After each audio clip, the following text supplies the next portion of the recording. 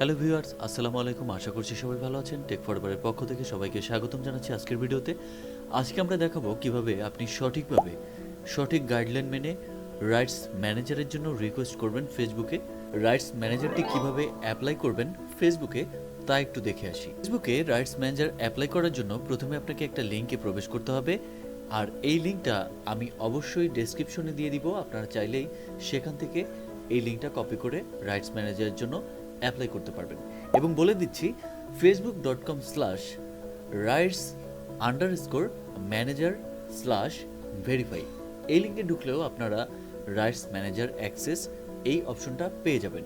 এরপরে এই লিঙ্কে আসার পরে আপনাকে এখানে প্রথমে যেটা শো করবে, আপনার যে চ্যানেলগুলো আছে সেগুলো থেকে বলবে which page do you want to protect. কোন পেজটা আপনি আসলে প্রোটেক্ট করতে চান সেই পেজটা সিলেক্ট করেই কিন্তু আপনাকে আগাতে হবে। অর্থাৎ আপনি কোন পেজটার জন্য রাইটস ম্যানেজার করতে চান সেই পেজটা এখানে সিলেক্ট করে দিবেন। সিলেক্ট করে দেওয়ার পরে এরপরে নিচে চলে যাবেন। নিচে যাওয়ার পরে এখানে আপনি ভিডিওর জন্য রাইটস ম্যানেজার করতে চান, ইমেজের জন্য করতে চান, নাকি আপনার মিউজিকের জন্য করতে চান। এখানে তিনটে অপশন আছে, আপনি যে কোনো একটা চুজ করে দিতে পারেন। অর্থাৎ আপনি যে বিষয় নিয়ে কাজ করেন সেই বিষয়টা অবশ্যই এখানে সিলেক্ট করে দিবেন। তো আমার এই পেজটা যেহেতু ভিডিও কন্টেন্টের, এজন্য আমি ভিডিও অপশন সিলেক্ট করে দিচ্ছি। এরপরে একটু নিচের দিকে গেলে আপনাকে এখানে দেখাবে what type of rights holder you are, অর্থাৎ আপনি কি টাইপের রাইটস হোল্ডার সেটা আপনাকে প্রশ্ন করা হচ্ছে। আপনি এখানে অবশ্যই ইন্ডিভিজুয়াল যদি হয়ে থাকেন, যদি আপনি নিজে নিজে কন্টেন্ট ক্রিয়েটর হয়ে থাকেন, নিজে নিজে কন্টেন্ট ক্রিয়েট করে থাকেন, তাহলে অবশ্যই ইন্ডিভিজুয়াল দিবেন।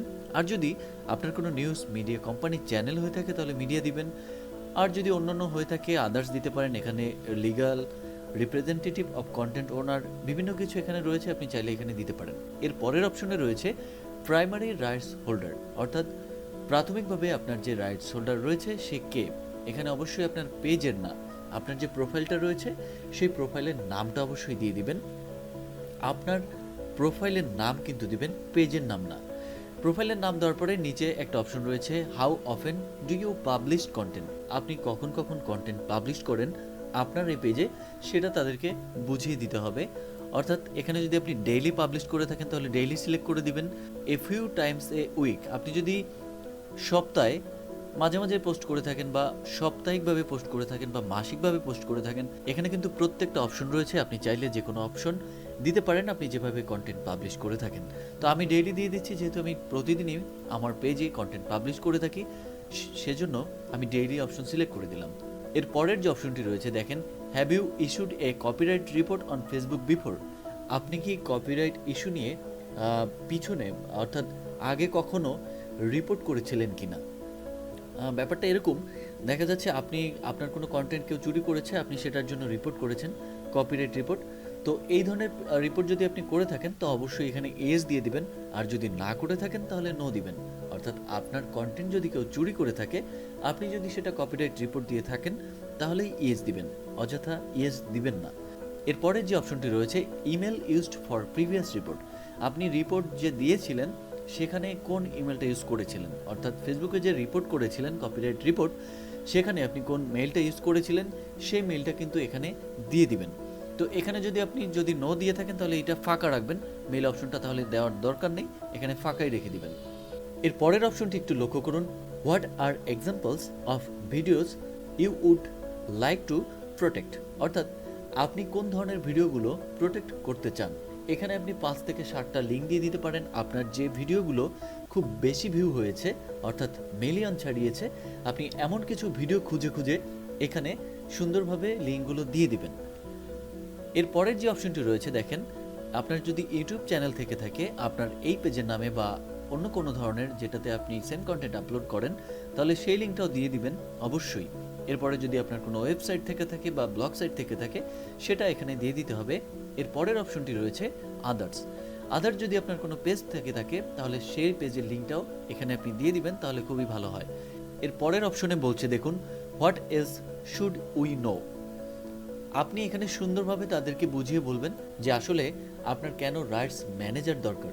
কপিরাইট কন্টেন্টের জন্য, আপনি নিজের কন্টেন্টের জন্য আপনার রাইটস ম্যানেজার কেন দরকার সেটা সুন্দরভাবে তাদেরকে বুঝিয়ে বলতে হবে। আপনি যত ভালো বুঝিয়ে বলতে পারবেন তত তাড়াতাড়ি কিন্তু আপনার এই রাইটস ম্যানেজারটা চলে আসবে বা তারা অ্যাপ্রুভ করে দিবে।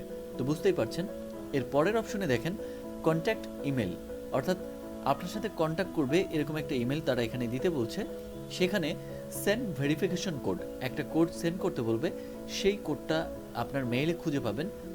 আমি সাধারণত এই মেলটা চেঞ্জ করে অন্য একটা মেল দিয়ে দিচ্ছি। এরপরে সেন্ড ভেরিফিকেশন কোড আমি সেন্ড করে দিচ্ছি। ভেরিফিকেশন কোড সেন্ড করার পরে এখানে আমার কোডটা বসাতে হবে, এই জন্য আমি মেইলে চলে যাচ্ছি। ফেসবুক থেকে একটা কোড চলে আসছে, your rights manager application code is ready. এখানে দেখেন, hi Saad, you have requested a code for rights manager. এই যে কোডটা রয়েছে এই কোডটা কপি করে জাস্ট এখানে 6 ডিজিটের কোডটা পেস্ট করে দিবেন।